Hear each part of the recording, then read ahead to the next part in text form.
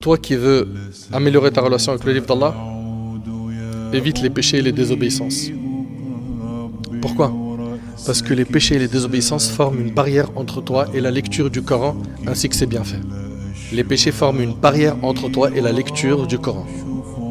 Plus tu vas faire des péchés, plus tu vas t'éloigner du livre d'Allah. L'occupation excessive par des distractions telles que les musiques sataniques que les gens aujourd'hui écoutent, ça détourne du livre d'Allah. Oui, car lorsque l'amour de la parole d'Allah pénètre le cœur, cet amour chasse toutes les autres paroles que tu avais l'habitude d'écouter. Également, toi qui veux avoir un lien avec le Coran, fixe-toi un programme de lecture quotidienne à une heure précise dans la mesure du possible et ne l'abandonne sous aucun prétexte. On connaît nos 24 heures, c'est vrai ou c'est pas vrai? Là je suis au travail, là je suis à l'école, etc. Mais on sait que à la maison, une fois que je suis rentré, ou dans ma pause déjeuner, ça dépend, chacun connaît bien son planning et sait quand est-ce qu'il peut se consacrer à la lecture du Coran.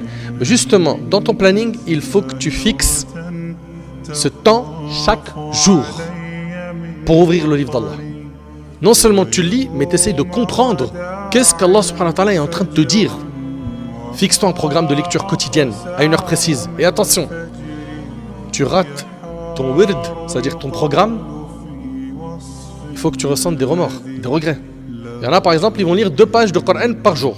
C'est leur minimum. Ils peuvent faire plus, mais ça c'est le minimum. Très bien. Un jour, il est trop fatigué, il dort.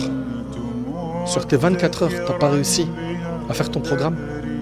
Sur tes 24 heures, tu as eu du temps pour manger, pour tes amis, pour tes potes, pour les écrans, pour l'école, pour le divertissement, etc. Mais tu n'as pas trouvé de temps pour ton programme. Non, ça ne peut pas passer. Répartis le temps que tu as défini en plusieurs moments de la journée, s'il le faut. Après une prière obligatoire, je vais lire un peu. Ou après le fajr, ou le soir.